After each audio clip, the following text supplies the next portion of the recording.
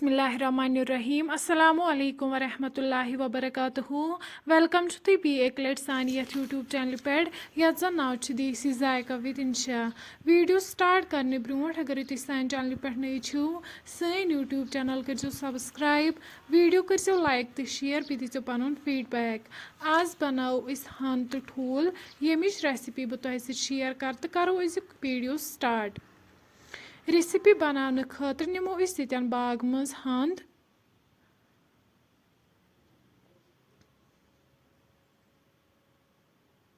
तुम हेकु वुचित अस बाग मज यतन ताज़ा हंद कड़ान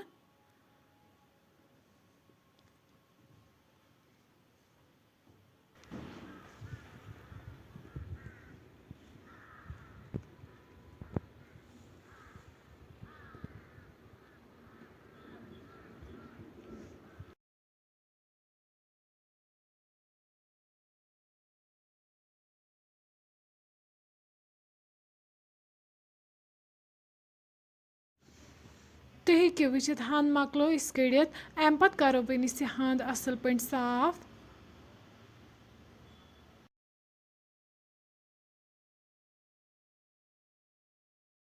तुम हेकु यतन वुचित हंद मकलो इस असल पे साफ करित अम पत निमो बनिस यतन दानस पे प्रेशर अत मज त्रो बनिस आब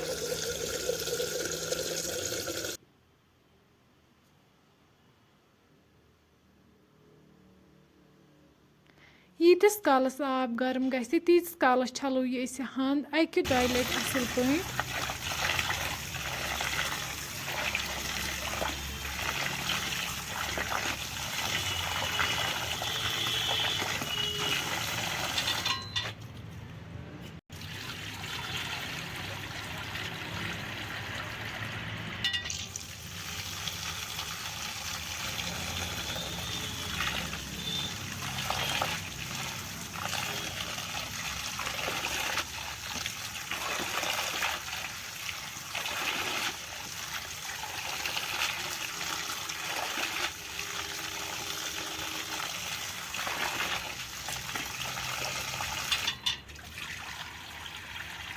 हंद छेज अकि दो लट असल पे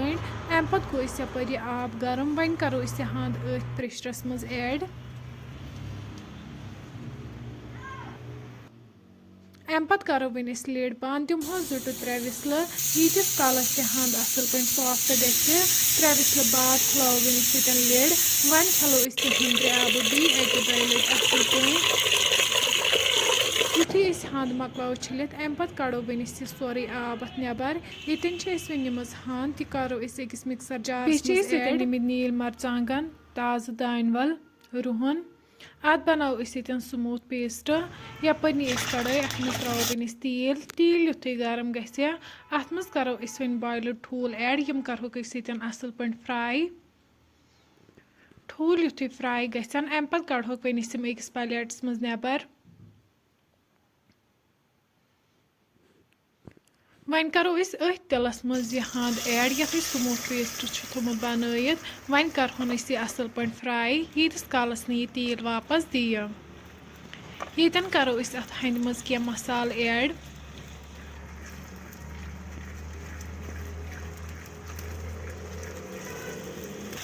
वन त्रो अत मज नून चमच लेदर चमच तो मरचांगन चमच 2 सारी मसाल करो यतन असल पे मिक्स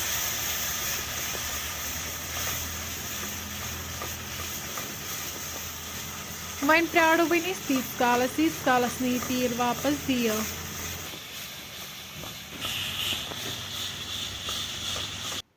तुम हेकु यतन वुचित हंद असल पे फ्राई गमज अम पत करो वन अत मज आब गिलास 2 ऐड अम पत करो वन अत मज ठूल ऐड यम फ्राई करित थमित वन थो लग भग तीस कालस अत पे यीतिस कालस तमिच ग्रेवी कम गि 10 मिनट बाद वालो वन दान पे बोन कड़ो अकिस प्लेट्स मज नबर तुम हेकु यतन वुचित हंद तो ठूल बिल्कुल तैयार अम पत करो वन रेसिपी गर्मा गर्म सर्व बतस फ्रेंड्स अगर तुम सोन अजुक वीडियो पसंद आमुत सन यूट्यूब चैनल करो सब्सक्राइब वीडियो करो लाइक तो शेयर बे दीजो पन फीडबैक अल्लाह हाफिज़।